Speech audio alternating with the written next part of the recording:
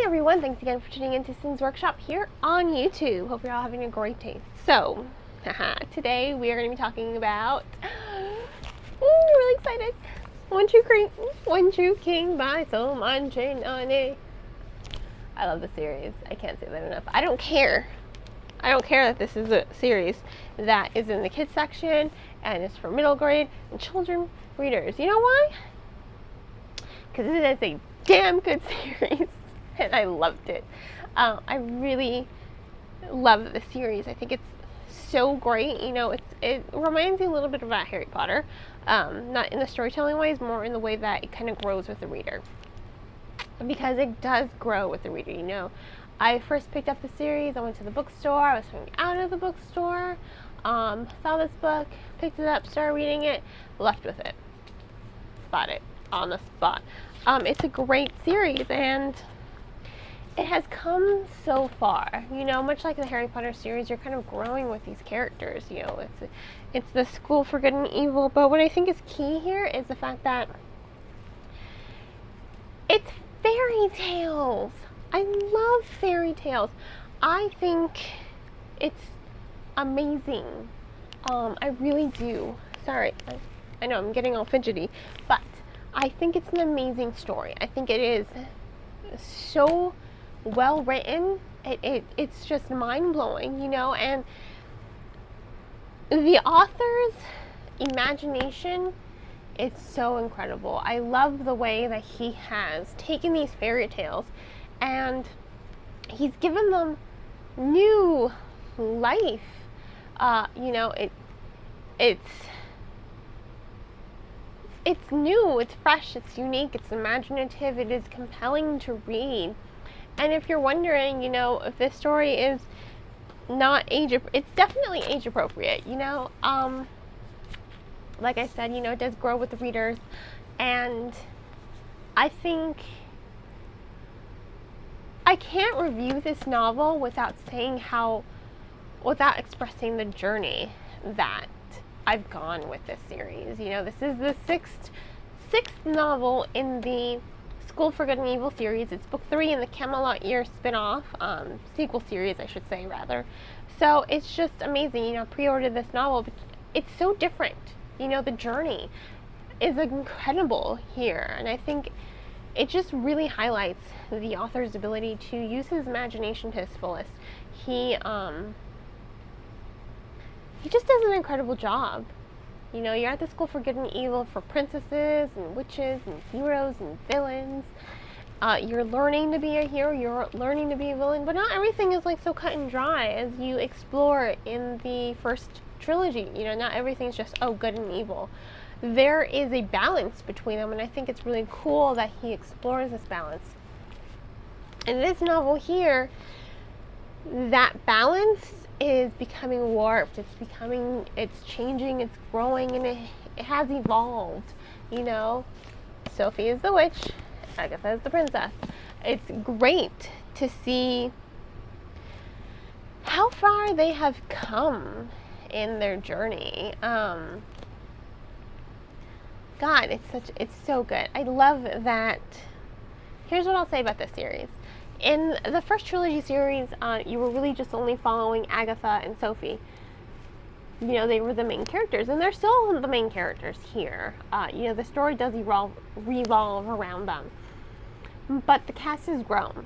A lot of those side characters from the first trilogy have been given, throughout the Camelot years, they've been given their own perspectives. They've been given their chance to shine.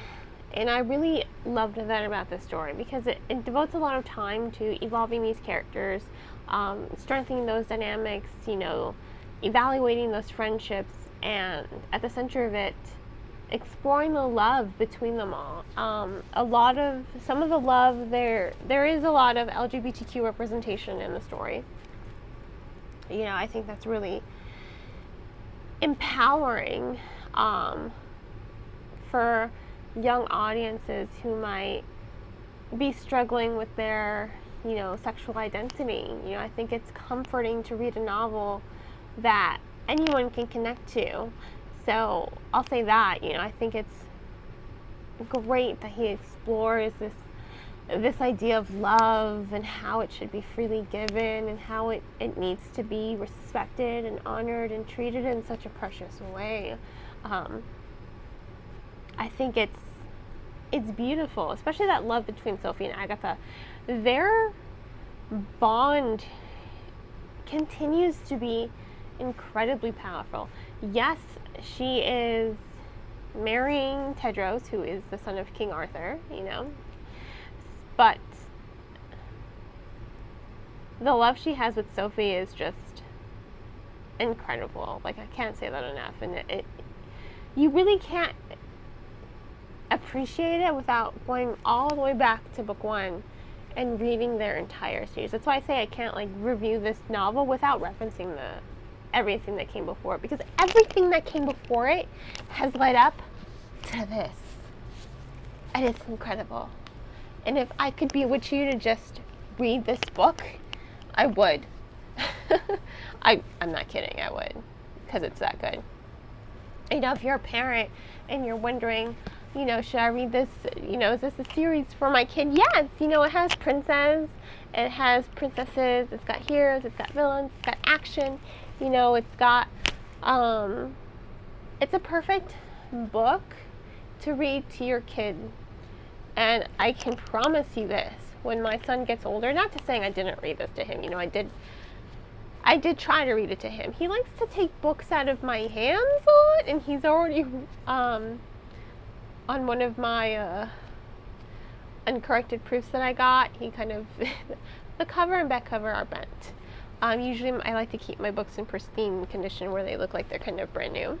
And then there's another book where he tore the top of the page. So it's really hard to read to him because he likes to take my books, and he likes to go like this, and he likes to go like that a lot, and it makes me so happy. But I did read this to him, but when he gets older, you can bet I'm going to be rereading the series to him from the beginning, because it's such a great journey. Yeah, it follows 2 girls, but who cares? That's not to say it's not a novel for boys. I think there's just a lot of storytelling that makes this novel so accessible to any gender, to any age. Once again, I'm 29. I'm 29 years old, and I read this book, and I read the series, and I loved it. It was great. There is no age limit on a good story. No, there is no age limit. And that's what I think is really powerful about this series, how well written it is, how accessible it is, how appropriate it is for young audiences, and how you can share it with your children. I loved that. It's on its way to being adapted, and if they ruin this, like they ruin other things that I love, like Aragon, that thing is terrible. HBO or Netflix, one of y'all needs to hurry up and fix Aragon.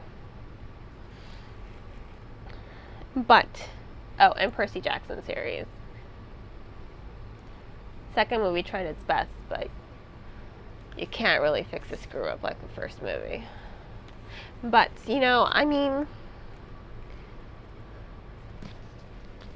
it's great. It's imaginative. And like I was saying with the characters, they're so compelling to read. They all have vibrant personalities. They're all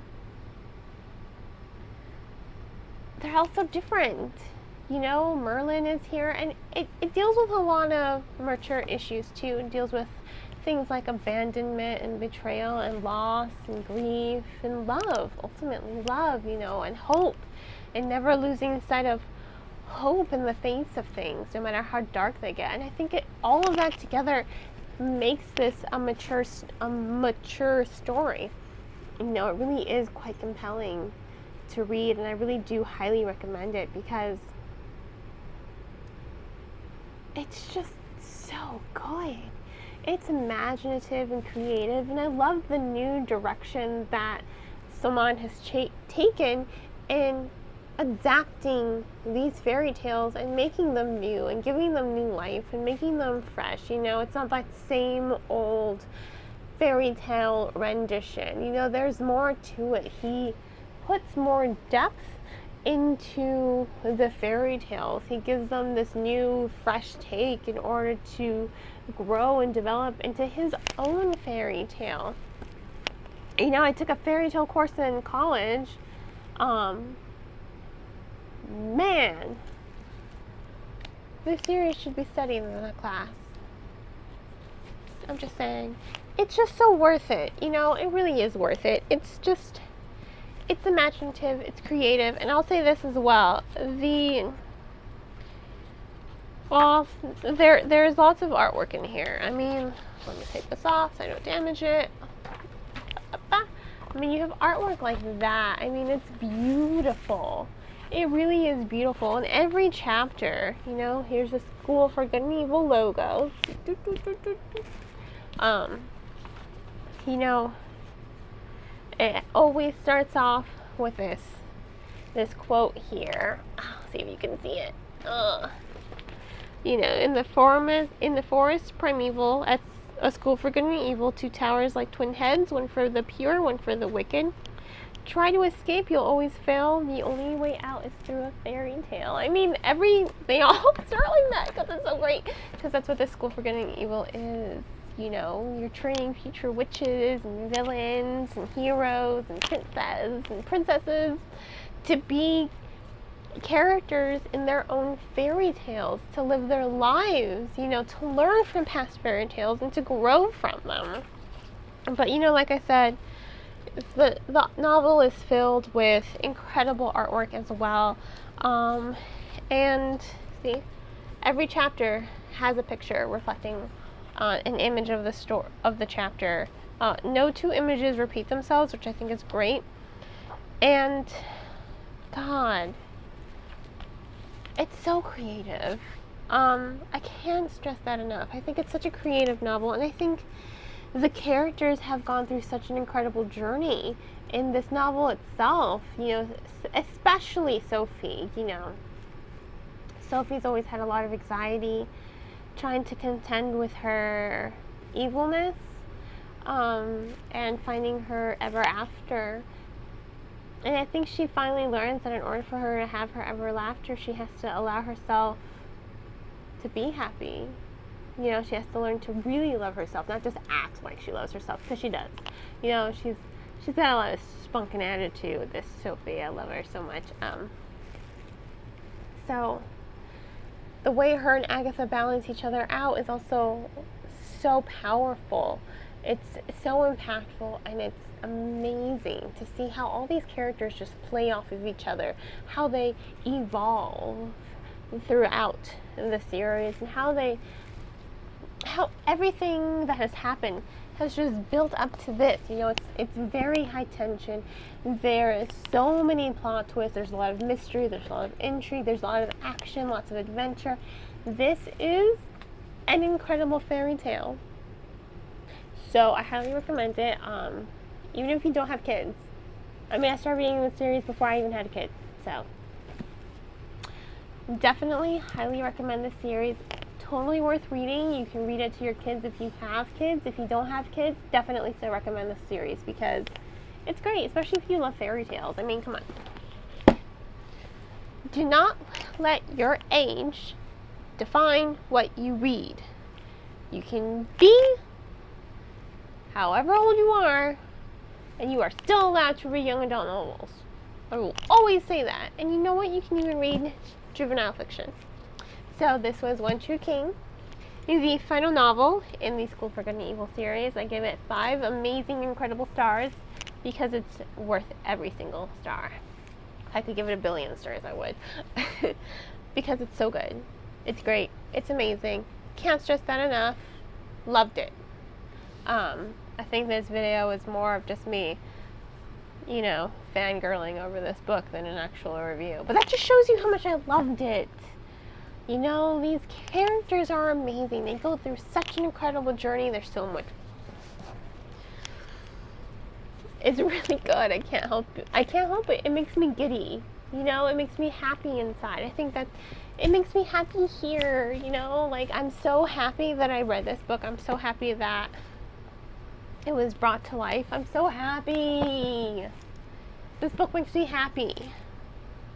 It makes me feel things. So once again, One True King by Sophie and Agatha gives it 5 stars.